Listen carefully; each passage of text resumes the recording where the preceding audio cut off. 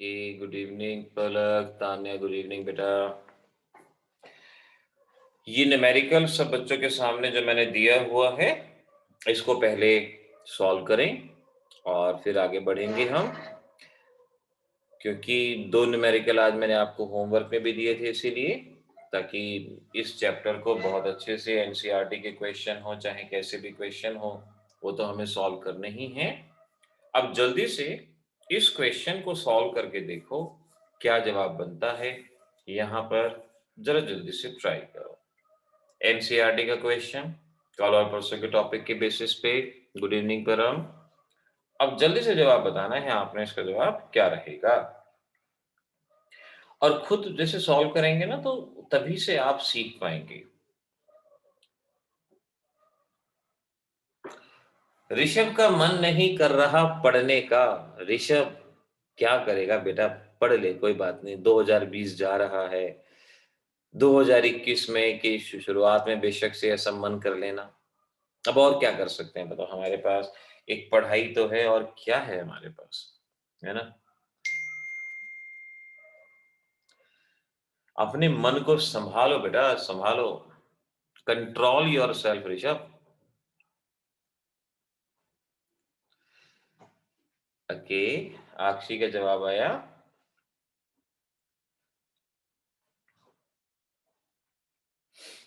First part. ठीक है, आप इसमें फर्स्ट पार्ट ही मेरे को सॉल्व करके बता दो, वो भी ठीक रहेगा। Tell me the first part only, that will be enough.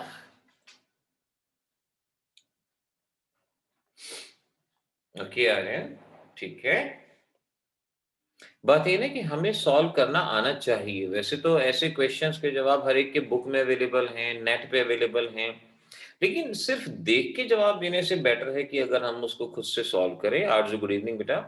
और वो ज्यादा अच्छा है हमारे लिए, क्योंकि वो जो मेमोरी है वो परमानेंट होती है, वो जो नॉलेज है वो परमानेंट नॉलेज होती है। अच्छा, आज तो डेट शीट आ गई बच्चा, बधाई हो, बधाई हो। आपकी डेट शीट आ चुकी है, और इसमें तो खैर जो बच्चे मेडिकल की तैयारी कर रहे हैं उनको बल्कि एक एक्स्ट्रा बेनिफिट मिल जाएगा कि उनका मेडिकल का पेपर अब बाद में ही जाएगा, जून के एंड में या जुलाई की शुरुआत में जाएगा। हाँ, 4 मई से। पता है जब डेट फिक्स हो जाती है ना किसी भी चीज की, तो दिन कैसे हवा होते हैं मालूम ही नहीं पड़ता। कहते हैं ना, वो दिन हवा हुए जब पसीना गुलाब था। अब तो बेटा मेहनत करनी पड़ेगी अब तो, क्योंकि 4 मई जरूर है और मार्च से प्रैक्टिकल। अब प्रैक्टिकल में, अब जैसे कल ऋषभ ने ही कहा था कि एक ही दिन में फटाफट सारे प्रैक्टिकल हो गए, अगर इस तरह से होंगे तो गड़बड़ हो जाएगी। तो थोड़ा सा प्रैक्टिकल्स पे भी आपको ध्यान देना होगा। और पलक ने डिसोसिएशन कांस्टेंट भी यहाँ पर बता दिया। ओके पलक, मुझे अल्फा की वैल्यू बताना जरा एक बार, अल्फा कितना आया, क्योंकि जो डिसोसिएशन कांस्टेंट का आंसर है वो थोड़ा सा वेरी हो सकता है। आप मुझे एक बार अल्फा की वैल्यू बताओ, कितना अल्फा आपने फाइंड आउट किया। हमारे इस क्वेश्चन में मोलर कंडक्टिविटी ऑफ, यानी ये गिवन है इसकी molarity, this is the molarity, mole per litre molarity. हाँ तान्या, अल्फा सही है, डिग्री ऑफ डिसोसिएशन सही है, हिमांशी का जवाब सही है। पलक आपके जवाब में बेटा थोड़ा सा एरर है, उसको आपने ठीक करो थोड़ा सा उसको।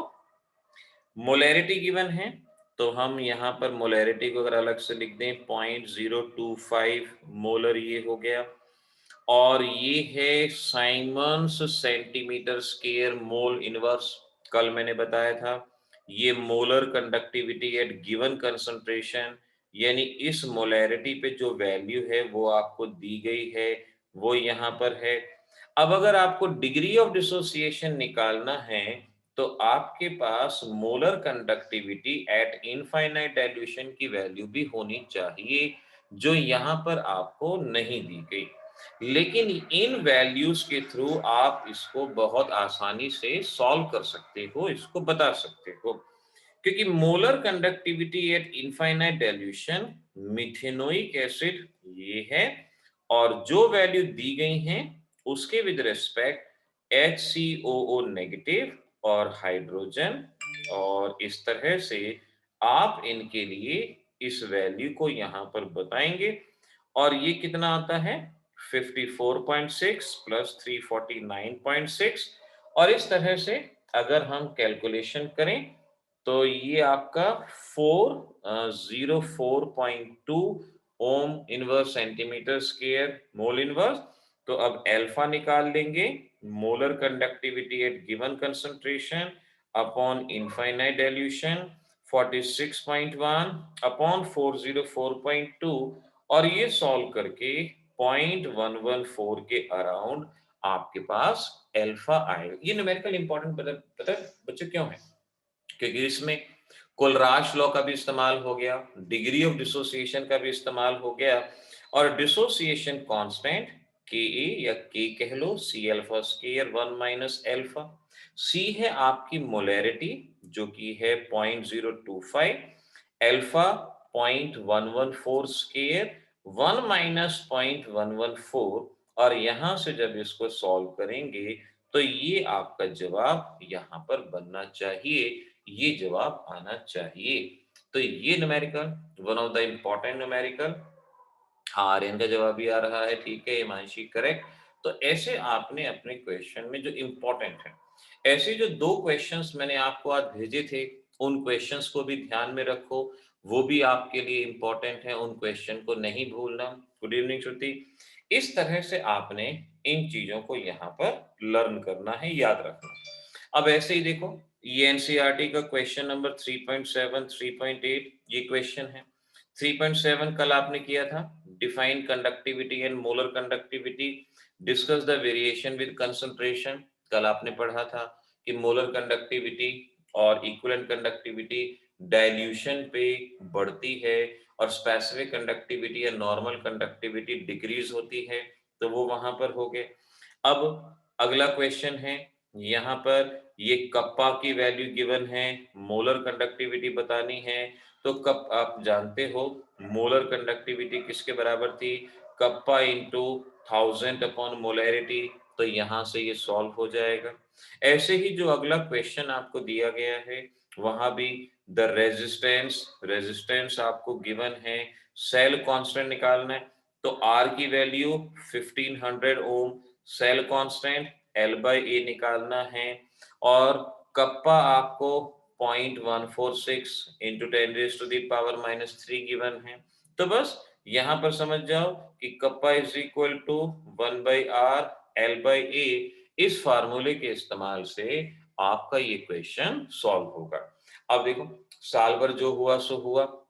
अक्सर क्या होता है ना कि बच्चे साल भर चीजों को पढ़ते हैं, लेकिन एग्जामिनेशन टाइम में हमें उनको रटना होता है।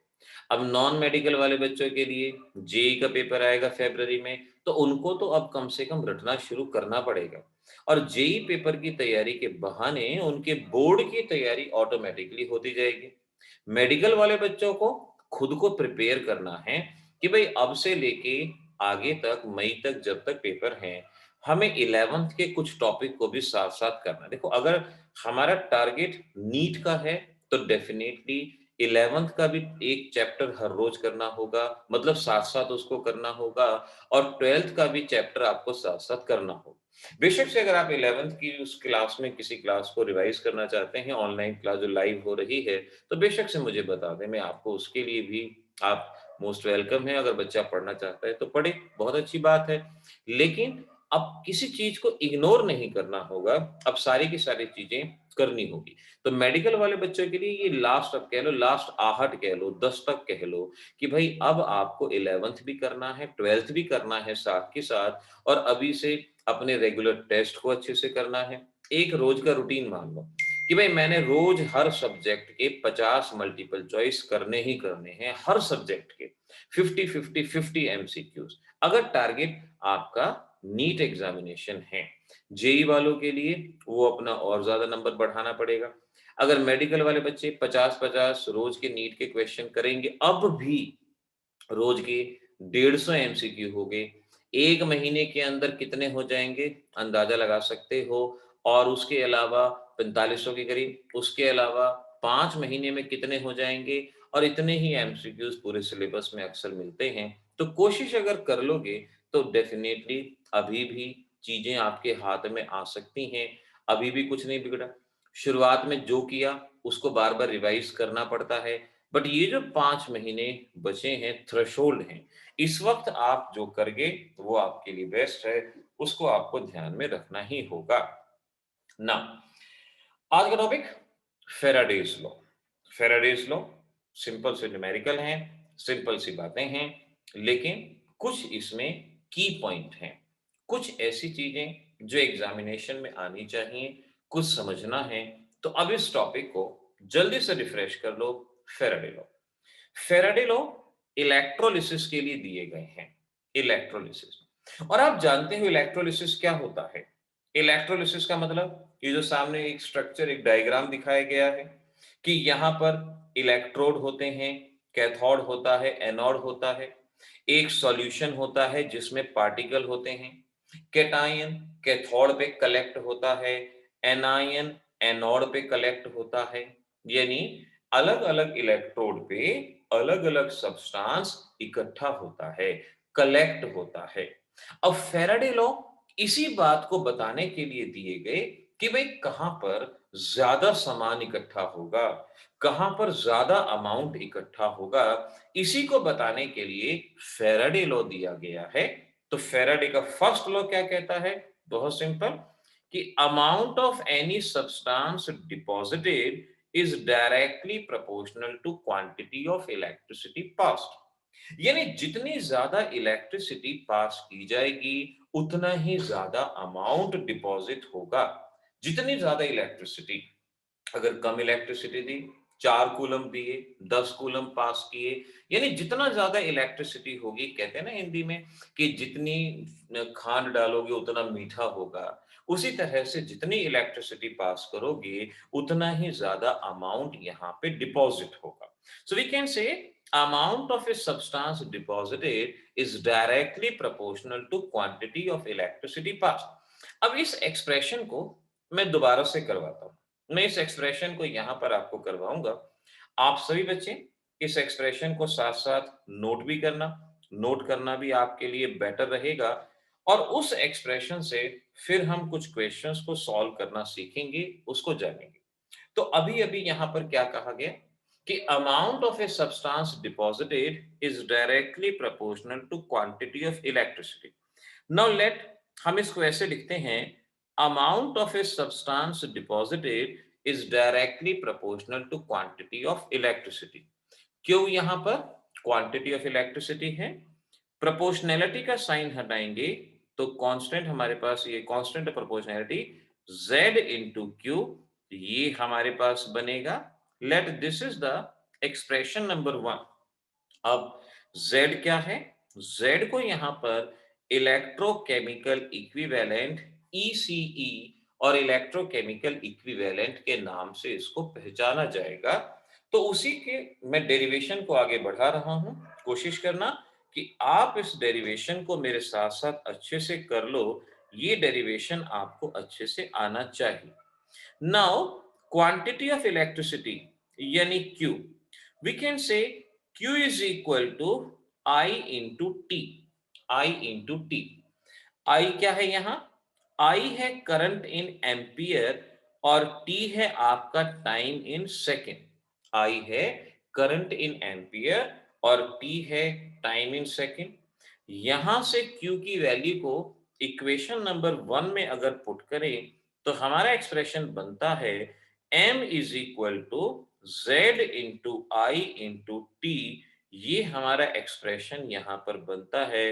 Let this is equation number 2। ये इक्वेशन नंबर 2 यहां पर बनती है।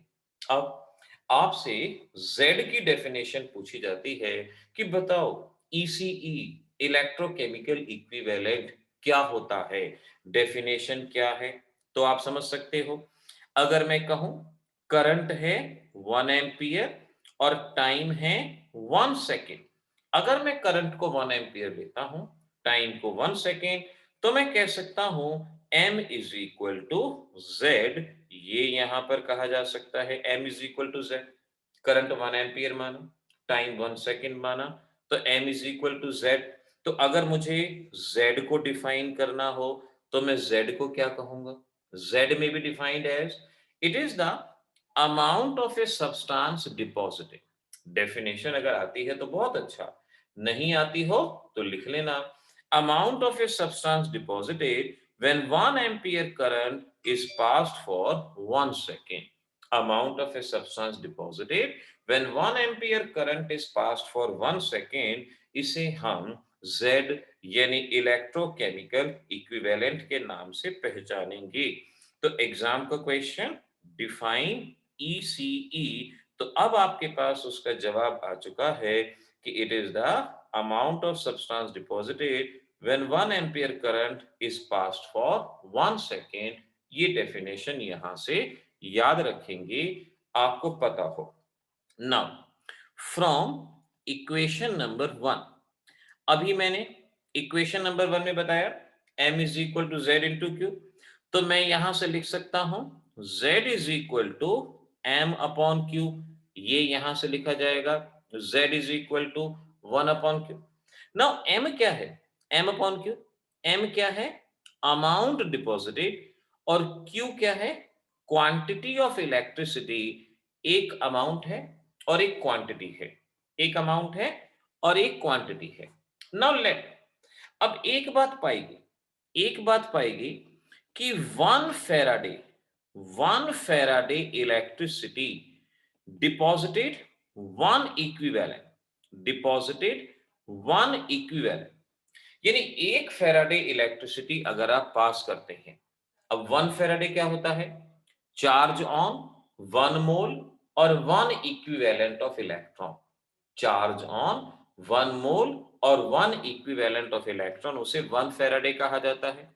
तो ये पाया गया प्रैक्टिकली कि अगर हम 1 फेराडे इलेक्ट्रिसिटी पास करते हैं तो 1 इक्विवेलेंट अमाउंट डिपॉजिट होता है, 1 इक्विवेलेंट डिपॉजिट होता है। तो मैं अब अपने इस ऊपर वाले एक्सप्रेशन को, जहां अमाउंट m से रिप्रेजेंट किया गया है, इलेक्ट्रिसिटी q से रिप्रेजेंट की गई है, तो मैं अब यहां पर ये कहता हूं कि let electricity is 1 Faraday and amount deposited is 1 equivalent. तो मेरा फार्मूला बनेगा Z is equal to E upon F। ये मेरा फार्मूला यहां पर बनेगा, एक इंपॉर्टेंट फार्मूला जो मुझे क्वेश्चन में इस्तेमाल करना होगा। Z is equal to E into F। क्यों लिखा, क्योंकि अमाउंट लिया 1 इक्विवेलेंट, तो अमाउंट की जगह इक्विवेलेंट पुट कर दिया हमने, अमाउंट की जगह इक्विवेलेंट आ गया, और इलेक्ट्रिसिटी 1 फेराडे और उसके लिए हमने F शब्द का यहां इस्तेमाल किया। तो 1 फेराडे, इस तरह से आपने इस पॉइंट को यहां पर याद रखना है। Equivalent atomic mass upon n factor के बराबर होता है, इस बात को अलग से लिख लो, number of equivalent atomic mass upon n factor. बताऊंगा अभी कहां पर कौन सा n फैक्टर आपने यूज करना है। तो आप यहां पर कह सकते हो Z is equal to atomic mass upon n factor, और यहां पर फेराडे, क्योंकि ऐसे क्वेश्चन आते हैं जहां आपको Z की वैल्यू कैलकुलेट करनी होगी, तो आप Z की वैल्यू अब इस फार्मूले से कैलकुलेट करोगे, atomic mass upon n factor into Faraday. यहां से अब आपने इस वैल्यू को कैलकुलेट करना सीखना है। तो देखो इंपॉर्टेंट फार्मूले एक डेरिवेशन से आते जाएंगे, आपने इनको साथ साथ याद रखना है। ये डेरिवेशन जरूरी है चीजों को याद रखने के लिए, चीजों को समझने के लिए। नाउ अब क्या करें, इक्वेशन नंबर 2 में इस वैल्यू को पुट कर दो। So you can say put value of z in equation number 2। Equation number 2 में इस वैल्यू को, z की वैल्यू पुट कर दें, तो m is equal to atomic mass into I into T divided by n factor और Faraday. ये हमारा एक फार्मूला जो हमें फेराडे लॉ के न्यूमेरिकल्स को सॉल्व करने के लिए इस्तेमाल करना है। m क्या हुआ, amount deposited, atomic mass upon n factor, I current in ampere, t time in second. या पहले चलो यहां पर इन वैल्यूज को पुट कर दें। m क्या हुआ, अमाउंट डिपॉजिटेड। अगर आपको अमाउंट डिपॉजिटेड निकालना है, आई क्या हुआ, करंट इन एम्पियर, यूनिट का भी ध्यान रखना है, और टी क्या हुआ, टाइम इन सेकेंड, ये भी आपको ध्यान रखना है। एन फैक्टर बेशक से यहां पर चार्ज चार्ज दिया गया है तो चार्ज, और change in oxidation number given है तो चेंज इन ऑक्सीडेशन नंबर, और फेराडे 96500, आप उस फेराडे की वैल्यू को यहां पर अच्छे से याद रख सकते हो, इतने कूलम्स, ये वैल्यू आपको यहां से याद रहेगी। अच्छा, आई इंटू टी किसके बराबर था, क्यू। तो मैं अपने ऊपर वाले फार्मूले को ऐसे भी लिख सकता हूं, atomic mass into Q divided by N factor, और ये फेराडे। इस तरह से मेरे पास ये दो डेरिवेशन के जो रिजल्ट हैं, इक्वेशन नंबर, इसको 5 मान लें, इसको 6 मान लें, ये हम यहां से याद रखेंगे। तो फेराडे लॉ के क्वेश्चन को सॉल्व करने के लिए जरूरी है आपको पता हो कि कौन सा फार्मूला कहां से आया, कैसे आया। तो आपने मेनली एक तो इस फार्मूले को न्यूमेरिकल में इस्तेमाल करना है, z निकालना हो, z is equal to atomic mass N factor Faraday, और फिर इक्वेशन नंबर 5 और इक्वेशन नंबर 6 इसका हमें इस्तेमाल करना होगा। अब देखो, न्यूमेरिकल्स पे चलते हैं, न्यूमेरिकल्स, और पहले टाइप नंबर 1 की तरफ यहां पर हम बात करते हैं, और टाइप नंबर 1 में हम z को कैलकुलेट करेंगे, यानी फॉर्मूला यूज्ड आपके पास रहेगा, z is equal to, we can say atomic mass upon N factor into Faraday. हम यहां पर इसका इस्तेमाल करने वाले हैं, इस क्वेश्चन के थ्रू हम सॉल्व करेंगे। फॉर एग्जाम्पल आपसे कहा गया कि आपको सोडियम के लिए एन फैक्टर बताना है, सोडियम के लिए जेड बताना है, सोडियम के लिए जेड। एग्जाम में सोडियम होगा या सोडियम आयन, कुछ भी मेंशन हो, सोडियम कह दिया, तो आप क्या करोगे, जेड की वैल्यू, एटॉमिक मास, सोडियम का एटॉमिक मास 23, और एन फैक्टर मैंने कहा जनरली जो इसके कंपाउंड में चार्ज होता है। अब सोडियम पे कौन सा चार्ज होता है, +1, और Faraday, so we can say z is equal to 23 upon F, या 23 96500, और इसकी वैल्यू को सॉल्व कर लेंगे हम, तो हमारे पास सोडियम के लिए ये वैल्यू आ जाएगी कि z इलेक्ट्रोकेमिकल इक्विवेलेंट कितना आता है, ये यहां पर आएगा। अब जल्दी से आप मुझे ये दो क्वेश्चन सॉल्व कर दें, कैल्शियम और क्लोरीन, इनके लिए बता दें Z की वैल्यू क्या होगी, कैल्शियम और क्लोरीन, ये आप मुझे बताओ फटाफट, फिर हम टाइप नंबर 2 पे चलेंगे। कैल्शियम एंड क्लोरीन के लिए Z की वैल्यू क्या होगी, ये बताओ। श्रेया, कैल्शियम सही है, क्लोरीन और निकाल दो।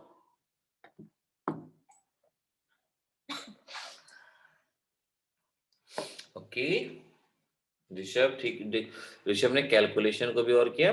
बेटा ऋषभ, कैलकुलेशन में ना बेशक से या तो जितना गिवन है, जैसे अब आपका जो भी है एटॉमिक मास जितना भी है उसको लेके छोड़ दो, या उसको पूरा सॉल्व करो, ये आधा अधूरा नहीं है, 1/4825, या तो उतने को ही लेके छोड़ो भाई जो एटॉमिक मास माना है उसको। सलोनी ने लिखा है, हिमांशी ने लिखा है जवाब, नाउ लेट्स सी कि किसका जवाब सही है, क्योंकि मुझे जवाब में कुछ गड़बड़ी भी लग रही है। आ, ये जो मैं बताऊं आपको, शिव्या आप भी आंसर को रीचेक करो, सलोनी रीचेक करो, हिमांशी रीचेक करो आंसर को, और यहाँ पर मैं एक बार कैलकुलेशन कर लूं, जो आपने कैलकुलेशन की है क्या वो सही है। So let me check again. नहीं, जवाब ठीक ही आएंगे, ये शेव्या और सलोनी ठीक है, आपने ठीक ही किया है, मैं एक बार ना, हाँ, ओके, ठीक है। पलक, चेक अगेन, आपके आंसर में थोड़ी सी गड़बड़। ओजस्वी, एन फैक्टर नहीं लिया बेटा आपने, एन फैक्टर नहीं लिया। हाँ शेव्या, ठीक है आपका जवाब, ये जो आपने क्लोरीन का बताया ना, ठीक है। ओके आर्यन, सलोनी करेक्ट आंसर। ओके तान्या, आपने जो दिया है वो एक बार हम चेक करें, कैलकुलेशन करनी पड़ेगी। ठीक है, लेट मी सी। ओके ठीक है, तान्या का सही जवाब। हाँ ओजस्वी, अब ठीक है, करेक्ट आंसर। तो देखो कैल्शियम के केस में एटॉमिक मास कैल्शियम का 40 और कैल्शियम पे चार्ज अक्सर क्या आता है +2, सो 40/2 96500। तो या तो देखो ऐसे लिख के आओ 20/96500 या 20/f लिखो या पूरा उसको सॉल्व करो। 96500 इसको सॉल्व किया तो 0.0020 या 2.0 इंटू 10⁻³ इस तरह से आपका जवाब बनेगा। ये जवाब होना चाहिए। अब क्लोरीन में कुछ बच्चे मिस्टेक कर रहे हैं, कैसे देखो, क्लोरीन Cl2 और जब क्लोरीन टूटेगा तो ट्वाइस Cl नेगेटिव आपके पास आएगा, ट्वाइस Cl नेगेटिव। अब क्लोरीन अगर आपको दिया गया है तो क्लोरीन के केस में Cl2 गिवन है, Cl2 तो मॉलिक्यूलर मास कितना होगा 71 होगा, 71 होगा।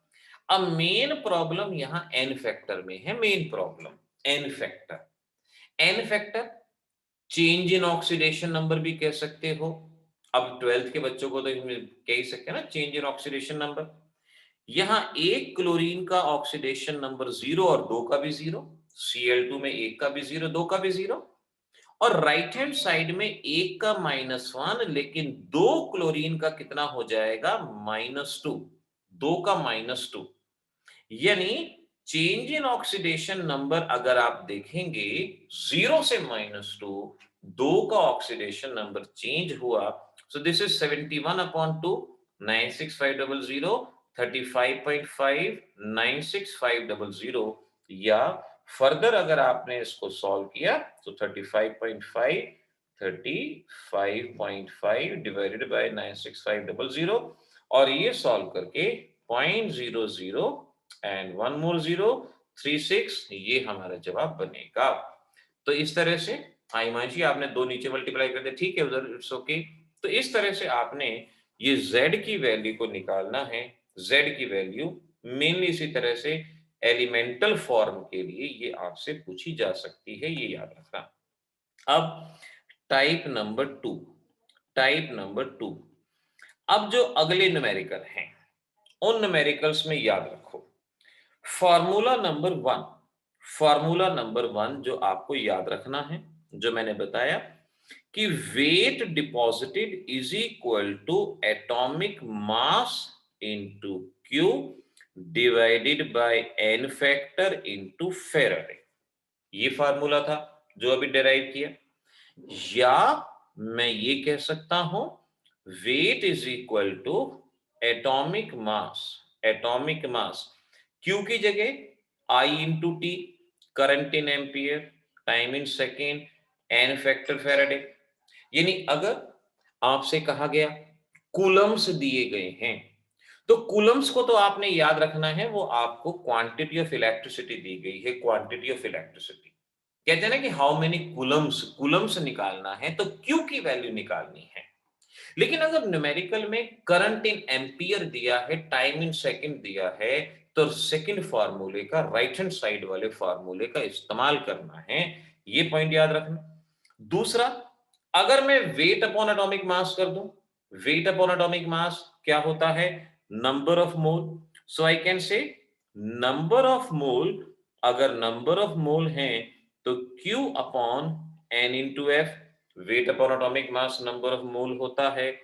या अगर मैं Q की वैल्यू को यहां पुट कर दूं, so number of mole is equal to I into T upon N into F. ये बात हमें यहां पर लर्न करनी है, यहां याद रखनी है, हमें भूलना नहीं है।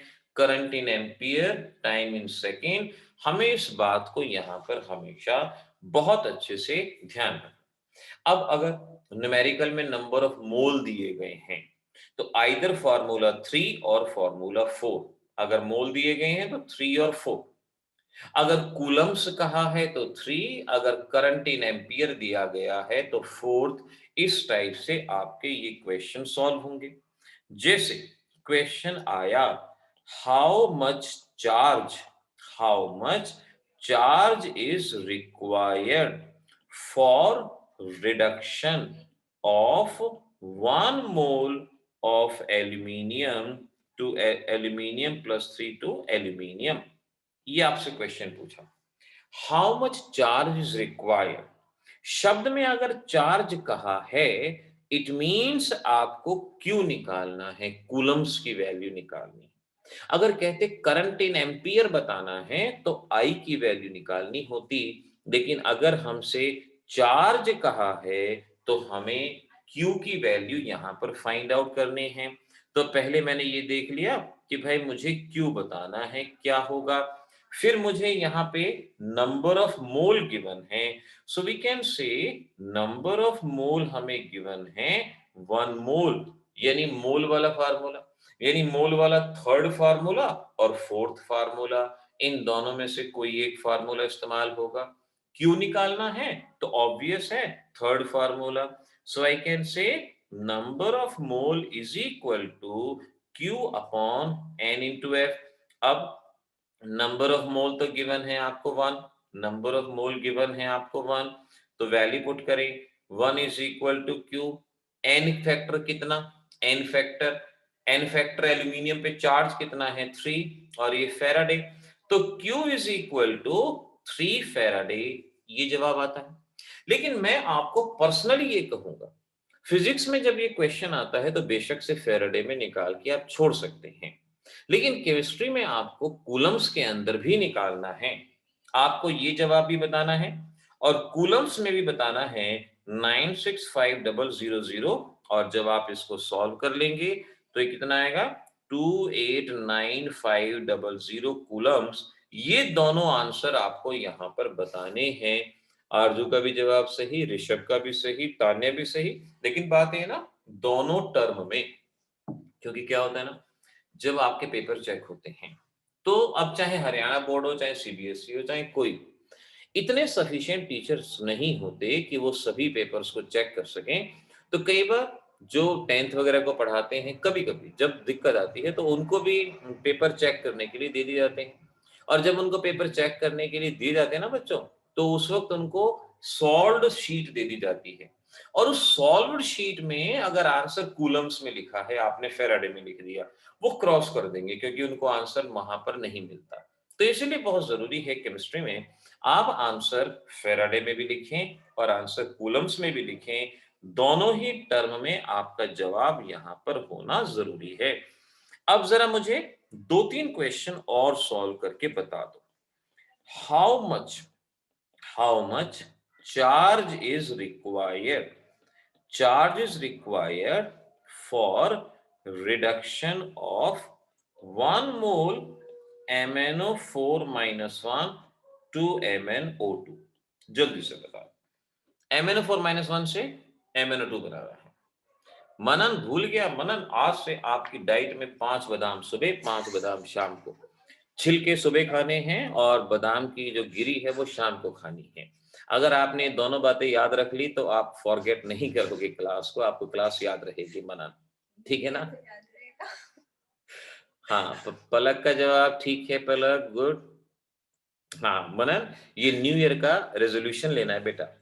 ऋषभ एन फैक्टर गलत है बेटा, ये आपने ये जो क्वेश्चन जो कन्वेंशनल था मैंने उसमें से दिया था, बट ये गलत है। शैव्या आंसर याद था मुझे लगता है बेटा को, ये जवाब नहीं है शैव्या। हाँ, तो आप थोड़ा ध्यान से, आर्यन करेक्ट आंसर, आरजू करेक्ट आंसर। देखो ये तो होता है ना एग्जाम में छोटी सी चीज बदल देते हैं। मैंने जो जो क्वेश्चन करवाए जो आपके एनसीईआरटी में क्वेश्चन, उसमें से थोड़ा सा बदलाव है इसके अंदर। तान्या परहैप से आपका आंसर गलत है बेटा, कोशिश करोगे 2020 की आखिरी गलती हो, इसके बाद आप गलत ना हो, इसके बाद आप ठीक ही ठीक हो। 2020 ने ना बहुत सिखाया है, बहुत कुछ कि कैसे क्या है क्या नहीं है, बहुत कुछ। अब देखो यहां पर MnO4 नेगेटिव से MnO2, तो ऑक्सीडेशन नंबर मैग्नीज का यहाँ 7 है, यहाँ 4 है, तो change in oxidation number n factor होगा 3, n फैक्टर 3। तो मोल वाला फार्मूला है, so we can say 1 is equal to Q upon 3 into F, और Q is equal to 3 Faraday. लेकिन कूलम्स में भी जवाब देना है तो 3 इंटू 96500। अब आपका जवाब इस तरह से यहां पर आएगा। ऐसे आंसर आपको यहां पर बताना होगा, इसको समझ लो। अच्छा, अब देखो एनसीईआरटी के आप मुझे बस एक क्वेश्चन और सॉल्व करके दिखा दो, फिर हम अगले साल मिलेंगे, फिर इस साल नहीं, फिर अगले साल ही मिलेंगे। बस एक क्वेश्चन मुझे आप यहां से और सॉल्व करके बताना। मैं आपको क्वेश्चन देता हूं, दिस इज, चलो ये बता दो, फिर अगले साल मिलेंगे, है ना। This is the last question for this year. आज मैं होमवर्क में भी कुछ नहीं दूंगा, जो दूंगा अगले साल दूंगा बस। अच्छा, अब मंडे को मिलेंगे, क्योंकि अब विंटर वेकेशन है ना 3 दिन की, 1 तारीख, 2 तारीख, 3 तारीख, है ना। ओजस्वी कितना खुश हो गया, ओजस्वी शाबाश। जल्दी से मुझे इस क्वेश्चन का जवाब दे दो। श्रुति, कल 1 तारीख है बच्चे, उठो, जागो श्रुति जागो, तुम्हें भारत के लिए बहुत कुछ करना है। कल 1 तारीख है, 1, 2, 3 को ऑफ।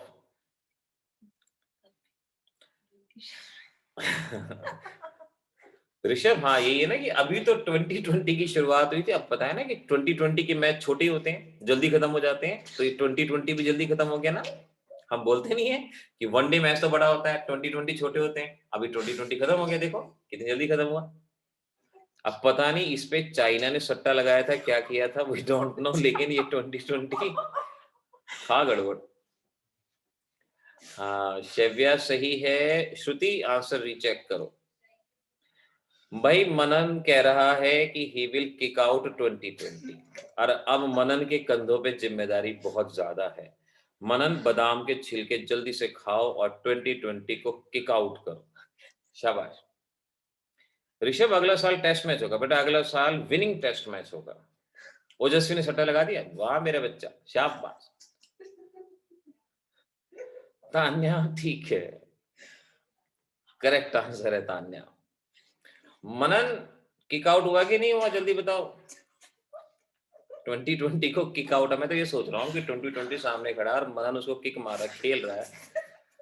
सोच के देखो कितना अच्छा सीन है, इमेजिनेशन में क्या जाता है। मनन करो बेटा, जल्दी करो, ये पूरा हिंदुस्तान नहीं पूरा संसार तुम्हारी तरफ देख रहा है बेटा। एक काम करो, एक कैलेंडर उठाओ 2020 और उस पर किक मारना शुरू कर दो, नहीं तो जमीन में ना उसको गाड़ के आ जाओ। ऋषभ ऐसे कैसे कह रहे, मनन हिला नहीं पाएगा बेटा, मनन उसको जमीन में गाड़ के आएगा, तुम ना हल्के में मत लो मनन को। हाँ गुड, शाबाश। चलो बेटा, अब मैं इसका आंसर बता देता हूं, और आई थिंक सभी से क्वेश्चन हो जाना चाहिए। How much copper will deposited, यानी आपको वेट निकालना है। एम्पियर यानी आई की वैल्यू गिवन है आपको 2 एम्पियर, 2 एम्पियर। ऋषभ, अवार्ड देना बहुत अच्छी बात है, और ऐसे बच्चे को अवार्ड नहीं, घर जाके अवार्ड देख के आना है बेटा, ध्यान से। और करंट है आपका टाइम 30 मिनट, सेकंड में इसको कन्वर्ट करेंगे तो ये सेकंड्स में आपका टाइम आ जाएगा यहाँ पे। और we can say the formula is atomic mass और into I into T upon N factor और फेराडे, ये फॉर्मूला आपका इस्तेमाल होगा। एटॉमिक मास 63.5 आपको गिवन है, 2 एम्पियर है, और 30 इंटू 60 ये टाइम हो गया। और एन फैक्टर कितना, कॉपर पे चार्ज हम जानते हैं 2, फेराडे 96500, और इसको सॉल्व करके जवाब सामने गिवन है 1.184 ग्राम, ये आपका जवाब होगा। ठीक है बच्चों, चलो इतना ही करेंगे। Now happy new year to all of you. अब देखो इस साल जो पढ़ाना था पढ़ा दिया भाई हमने, अब नहीं पढ़ाएंगे इस साल, आप पढ़ाएंगे अगले साल। हाँ पर हम बिल्कुल ठीक है ना, अगले साल मिलेंगे। Happy new year to all of you and to all of your family members, और सभी के लिए आने वाला वर्ष मंगलमय हो, और मुझे पूरी उम्मीद है कि our student will rock in this year. Rishabh नहीं पढ़ेगा, ऋषभ मर्जी है आपकी, हाँ इस साल मत पढ़ना। अब देखो इस साल मैं कह रहा हूँ इस साल बस ठीक है, अब पढ़ाई मत करना, इस साल बहुत होगी। सारे कहते हैं पढ़ो, हम कहते हैं इस साल नहीं पढ़ना, खत्म, ठीक है ना। अगले साल पढ़ेंगे, ठीक है बेटा। चलो हैप्पी न्यू ईयर। और बाकी हैप्पी न्यू ईयर हम व्हाट्सएप में कर लेंगे, वहां पर हम बात कर लेंगे और देखते हैं कौन सा बच्चा अच्छा मैसेज बनाएगा। Will update on status. Okay, हाँ, बाय बाय बच्चों, bye bye Manan, bye bye Ojaswi, Shruti, Aryan, happy new year, see you.